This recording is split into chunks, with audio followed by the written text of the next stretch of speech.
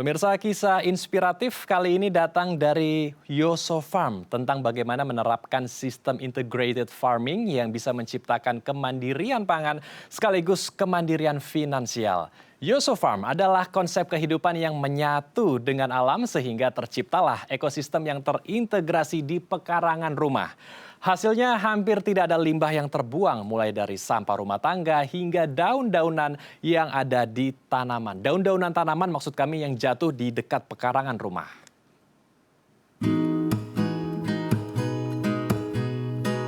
Memenuhi kebutuhan sehari-hari dengan memanfaatkan sumber daya yang ada di sekitar. Inilah yang dilakukan Nurul Widiawati melalui kebun sayur yang diberi nama Yoso Farm. Sejak tahun 2017 bersama suaminya, Nurul memanfaatkan lahan di sekitar rumahnya di Duku Karangkulon, Desa Bero, Kecamatan Trucuk, Klaten, Jawa Tengah untuk berkebun, beternak, dan membangun bisnis yang ramah lingkungan. Setelah kebutuhan sehari-hari terpenuhi, sisa hasil kebun dan ternak dijual atau menjadi sumber pendapatan atau cuan. Salah satunya didapatkan Nurul dan suaminya dari budidaya maggot dan pupuk dari kotoran ternak. Mandiri pangan jadi tujuan Nurul dan sang suami mendirikan Yoso Farm. Kebutuhan sehari-hari terpenuhi, sisanya menjadi profit. Ya, untuk membahasnya lebih lanjut, kita telah terhubung langsung dengan Ibu Nurul Fitri Hidayati selaku pendiri Yoso Farm. Kita langsung sapa. Selamat siang Ibu Nurul, Assalamualaikum. Apa kabar Ibu di sana? Selamat siang, Waalaikumsalam warahmatullahi wabarakatuh. Alhamdulillah, kabar kami di Klaten baik, Pak. Alhamdulillah, kita langsung saja membahas tentang kebun yang Ibu buat di sana namanya Yoso Farm. Tadi keren sekali, ada kemandirian pangan yang dibuat di rumah sendiri. Bu Nurul, ini boleh diceritakan inspirasinya dari mana, idenya datang dari mana, Bu Nurul? Idenya sebenarnya sudah ada di kebun sini, Pak, karena sebelum jadi Yoso Farm, yang sekarang jadi lahannya Yoso Farm itu memang dulu dipakai sebagai budidaya tanaman sayur juga. Jadi suami sudah merintis meskipun belum memakai nama Yoso Farm. Suami sudah suka budidaya tanaman sayur dalam polybag. Kemudian setelah ketemu saya, kita satukan konsepnya bagaimana supaya lebih komprehensif, Pak. Jadi bukan hanya sayur saja yang kita cukupi, tapi untuk kebutuhan yang lain seperti protein, itu juga ada di pekarangan. Oke. Ini kan juga membuat namanya konsep homestay ya. Mungkin pemirsa di rumah Ya. banyak yang belum tahu. Seperti apa ini konsep homestay, Bu Nurul? Jadi homestay itu kita berusaha memanfaatkan semua sumber daya alam yang ada di sekitar untuk mencukupi kebutuhan kita sehari-hari. Jadi seperti pangan, pupuk itu sebenarnya di sekitar kita banyak potensinya. Cuma memang untuk pengelolaan belum intensif. Dan kita dengan mengelola yang ada di pekarangan pun untuk kehidupan sehari-hari insya Allah bisa mencukupi. Oke. Ada apa saja, Bu, sayur-sayuran yang ditanam di sekitar rumah Ibu Nurul?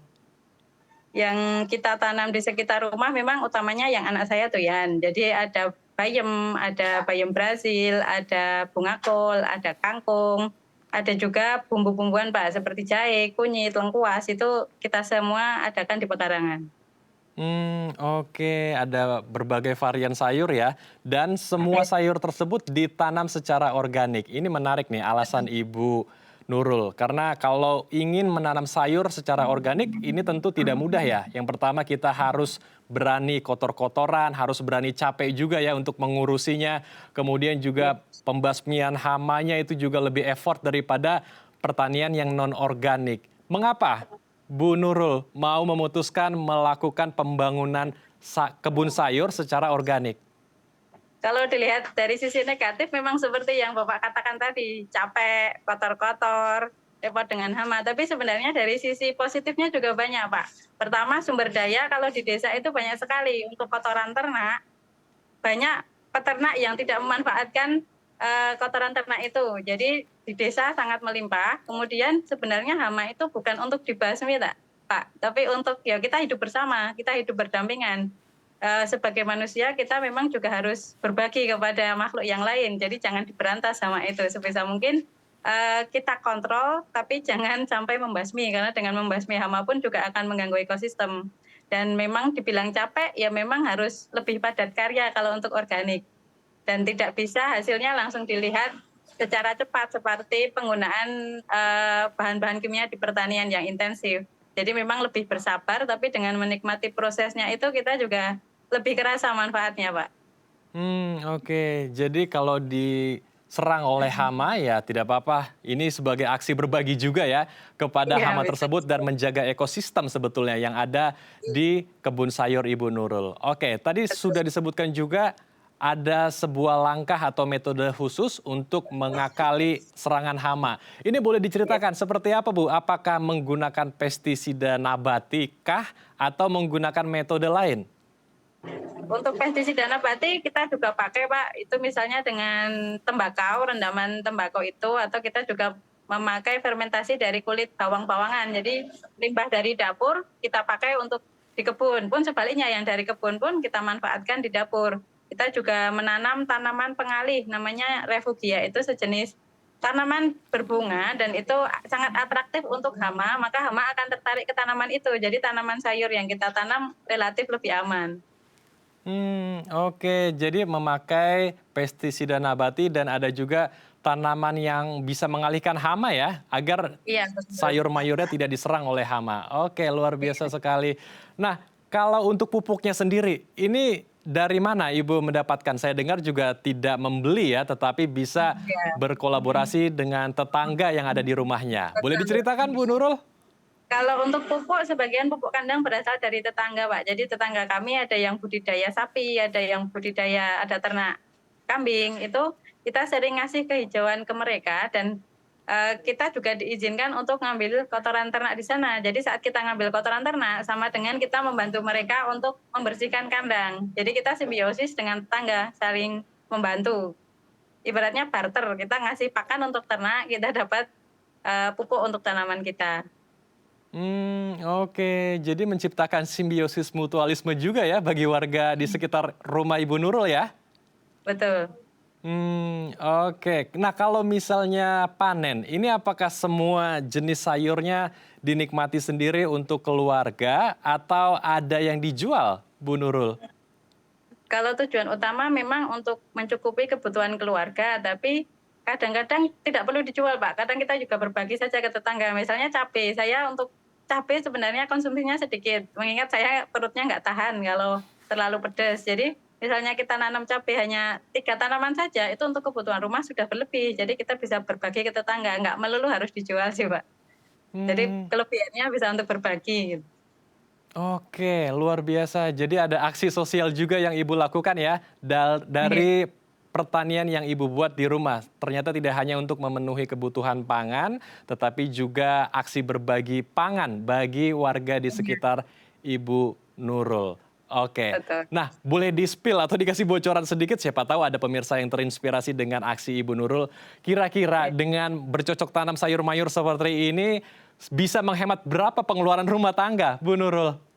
Kalau untuk pengeluaran rumah tangga khususnya pangan mungkin bisa 50%, Pak. Jadi kita untuk karbohidrat, kita memang berusaha diversifikasi, jadi tidak hanya bergantung kepada beras.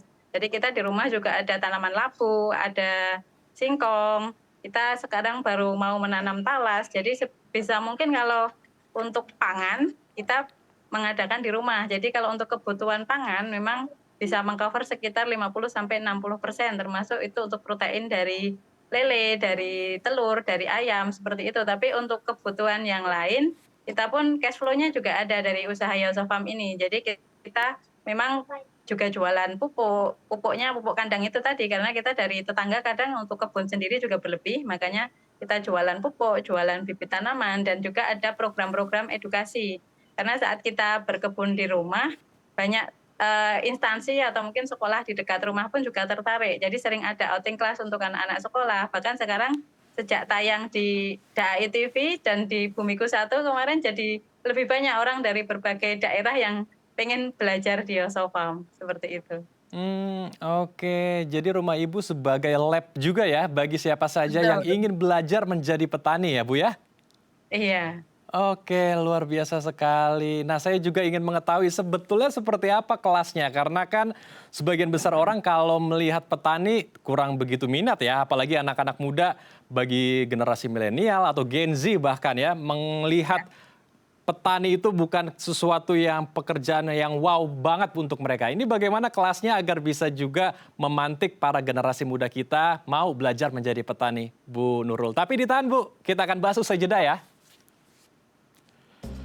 Baik pemirsa, kami akan kembali usai jeda, tetap di Halo Indonesia.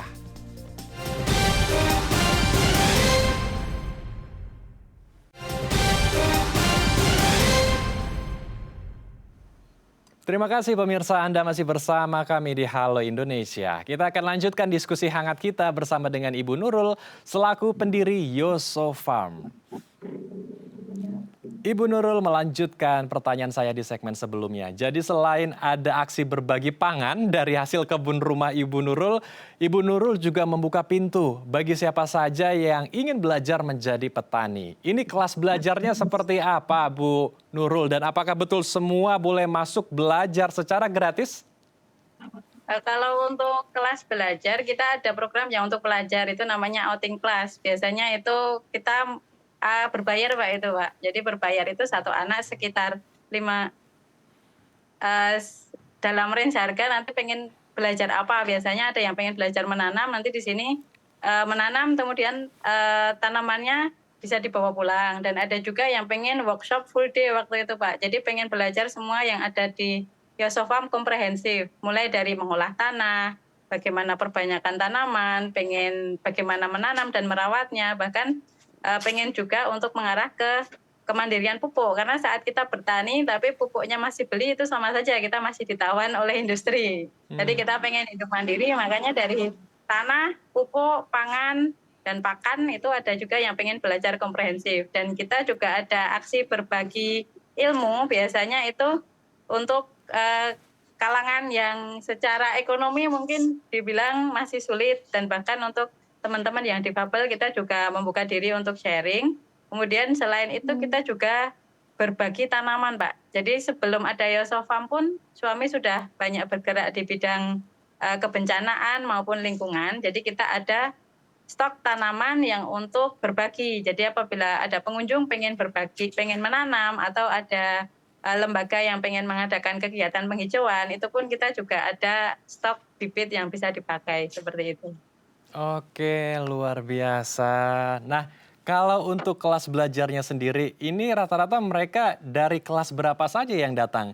Dan bagaimana pendekatannya untuk anak-anak kita yang masih muda ya, mulai dari SMP, SMA, kuliah, bahkan gen stroberi kita yang banyak mungkin di stigma. Karena mereka sendiri ini juga kurang bisa melihat bahwa pekerjaan petani ini adalah pekerjaan yang mulia. Mereka melihat petani itu bukan pekerjaan yang kekinian, Bu Nurul. Iya, jadi yang datang ke Yoso Farm ini mulai dari PAUD sampai mahasiswa juga ada yang datang. Biasanya untuk anak-anak itu kita mengenalkan sumber daya Pak. Biasanya anak-anak mengkonsumsi itu semua produk jadi, kita berusaha mengenalkan bahwa saat kita makan gula itu asalnya dari tebu, tebu tanamannya seperti ini. Kita berusaha mengenalkan sumber-sumber makanan kita. Memang sebagai petani dianggap pekerjaan yang tidak bergengsi, tidak seksi, tidak banyak money seperti itu ya. Tapi sebenarnya dengan kita menanamkan kepada anak-anak bahwa sebagian penunjang hidup kita berasal dari alam, dan petani adalah salah satu profesi yang sebenarnya bisa berkontribusi untuk merawat alam, itu insya Allah akan lebih menarik minatnya kepada anak-anak kita daripada hanya diiming-imingi secara finansial. Jadi bagaimana supaya alam ini terus berlanjut, bagaimana supaya kita tetap sama-sama merasa nyaman hidup di alam, ya memang harus ada orang yang mau menjaganya. Jadi jangan hanya diiming-imingi finansial saja, tapi kenyamanan kita hidup di alam itu juga sebaiknya ditanamkan ke anak-anak kita. Seperti itu. Oke, jadi mindsetnya yang dirubah ya, jangan diiming-imingi oleh cuan mulu, tetapi bagaimana kita hidup nyaman dengan alam, berdampingan dengan alam, luar biasa. Bagaimana Bu, agar bisa menyampaikan hal-hal tersebut dengan cara yang sederhana, bahasa yang sederhana kepada anak-anak muda kita, agar mereka juga bisa mudah menangkapnya dan bisa merealisasikannya, hidup berdampingan dengan alam, bahkan juga bisa menghasilkan bahan pangan dari rumah.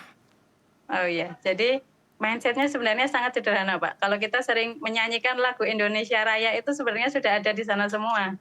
Hiduplah tanahku, hiduplah negeriku, bagaimana kita hidup bersama tanah. itu pun sebenarnya sangat dekat dengan kita. Nah, sekarang di kota semua dibeton sampai kita terputus dari tanah, bagaimana kita menghayati lagi bagaimana arti Ibu Pertiwi itu. Kita menganggap tanah kita itu ya ibu, bagaimana kita arif terhadap ibu kita, bagaimana kita ikut menghidupi ibu kita. Dengan kita menganalogikan kedekatan alam sebagai ibu, insya Allah kesadaran generasi muda untuk mencintai alam itu bisa ditumbuhkan. Oke, luar biasa. Filosofi sekali. Ibu Nurul, terakhir, mungkin banyak pemirsa di rumah kita yang akhirnya terinspirasi dengan kisah Ibu Nurul dan ingin membuat pertanian di rumahnya, di perkotaan bahkan.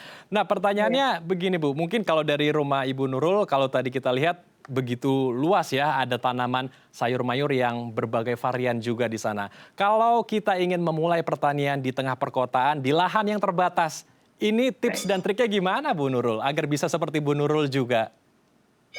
Tips dan trik kita di Yosefa memegang 3 prinsip, Pak. Yang pertama, mudah. Yang kedua, murah. Yang ketiga, melimpah. Jadi kita lakukan sesuatu yang mudah dulu. Misalnya, kita ibu-ibu rumah tangga ya apalagi, biasanya punya limbah sayur.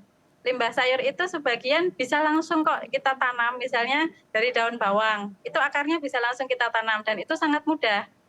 Saat kita pertama melakukan dari yang mudah, biasanya nanti kita akan tumbuh PD-nya untuk bertanam lagi. Jadi mulailah dengan sesuatu yang mudah, dengan modal yang murah, dan bahan-bahannya melimpah. Insya Allah dimulai dari kemudahan itu akan berlanjut kepada sesuatu yang bikin kita ketagihan untuk selalu bertanam. Seperti itu. Oke, semoga dengan diskusi kita hari ini bisa menginspirasi warga di rumah untuk membangun kebun organik. Karena selain kita bisa menghasilkan bahan pangan yang sehat untuk keluarga tercinta, kita juga bisa melindungi alam yang ada di sekitar kita. Terima kasih Ibu Nurul telah berbagi inspirasi bersama kami di Halo Indonesia. Salam sehat, selamat siang. Assalamualaikum Ibu Nurul. Waalaikumsalam warahmatullahi wabarakatuh. Pemirsa, warga Jakarta akhir-akhir ini resah dengan dampak kemacetan dari proyek galian di jalan. Informasinya usai jeda di Halo Indonesia.